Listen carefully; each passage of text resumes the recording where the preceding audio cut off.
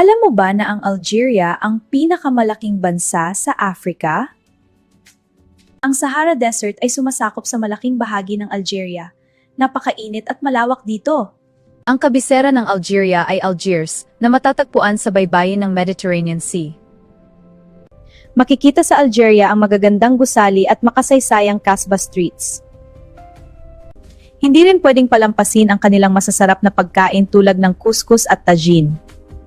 Ang Atlas Mountains ay nagahati sa hilaga at timog ng bansa. Napakaganda ng tanawin dito. Tuwing Hulyo 5, ipinagdiriwang ng Algeria ang kanilang Independence Day. Makikita rin dito ang kakaibang wildlife tulad ng fennec fox at mga kamelyo sa disyerto.